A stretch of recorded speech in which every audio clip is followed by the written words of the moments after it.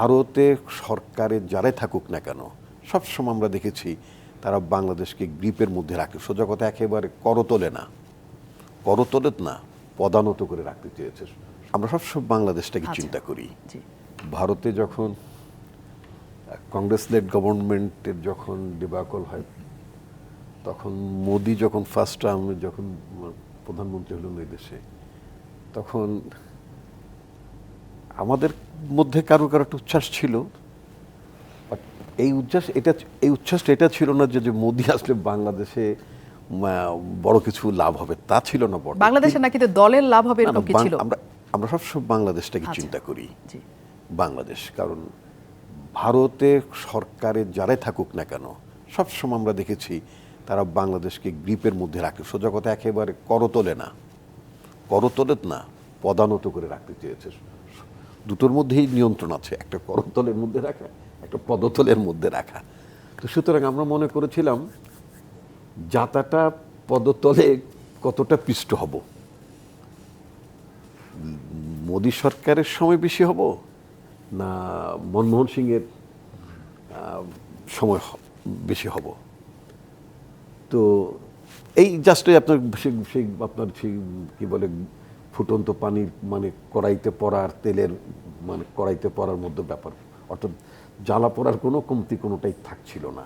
তো ফলে মিডিয়ার কেউ কেউ বলছিলেন যে বিএনপি মোদিকে নিয়ে মোদি আশায় খুব উচ্ছ্বাস প্রকাশ করেছিল, বাট আলটিমেটলি কি হলো না, আমাদের মোদি আশায় কোনো উচ্ছ্বাস ছিল, বাট কংগ্রেস শাসিত সরকারের বাংলাদেশ নীতিতে আমরা রীতিমতো বীতশ্রদ্ধ ছিলাম এবং আমরা এফেক্টেড ছিলাম অ্যাজ এ কান্ট্রি।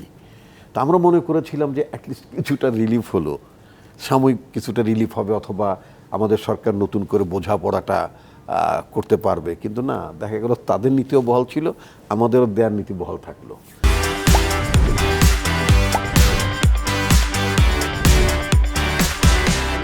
তো যাই হোক, এটা তো মানে নিজেদের সম্পর্কে বলে নিলাম।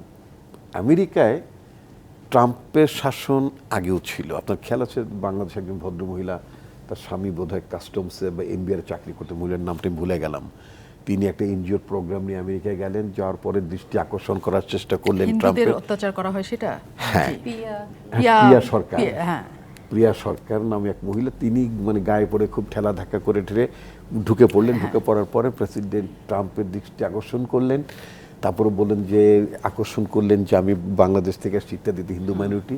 তো ট্রাম্প তার পাশের লোককে জিজ্ঞেস করলেন এটা কি, কোন দেশ, কি বলছে? তো বলে এটা বাংলাদেশ, এটা একটা মানে ইন্ডিয়ার পাশে একটা দেশ, অথবা ইত্যাদি ইত্যাদি হোয়াট এভার।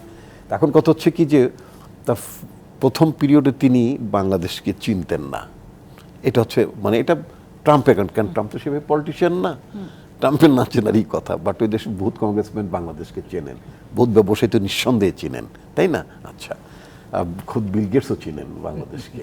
আচ্ছা, এখন কথা হচ্ছে কি যে এবার দ্বিতীয়বার জেতার পরে বাংলাদেশকে চেনার বা বোঝার বা মাথায় রাখার কতটা তাগিদ থাকবে ট্রাম্পের, দ্যাট ইজ ইম্পর্টেন্ট। কিন্তু নির্বাচনের আগেই তো তিনি বাংলাদেশকে নিয়ে টুইট করেছেন, তার মানে তিনি চিনে গেছেন। আপনি জানেন সেটা হচ্ছে যে আমি ছাত্র জীবনে বাংলাদেশে যে একটা কি বলে লবিং টবিং এর একটা কথাবার্তা অভিযোগ করা হয়, তো এটা মূলত আপনার মানে 80s শুরু, এরশাদের আমলে। তো প্রথমে আওয়ামী লীগের তৎকালীন আনডিভাইডেড আওয়ামী লীগ, আনডিভাইডেড মানে আওয়ামী লীগ তো বহুবার বিভক্ত হয়েছে। 80s কামাল হোসেন সাহেবরা যতক্ষণ ছিলেন, ওই ফরম্যাটটার কথা বলি, কামাল হোসেন সাহেব সহ একটা টিম আমেরিকার স্টেট ডিপার্টমেন্টে গেল, কংগ্রেসম্যানদের সাথে মিট করলো, ওর সাথে মিট করলো। তার কিছুদিন পরেই আমাদের দলের ডক্টর বদরুল চৌধুরী, এলকে সিদ্দিকী সাহেব, এরা গেলেন একটা টিম নিয়ে।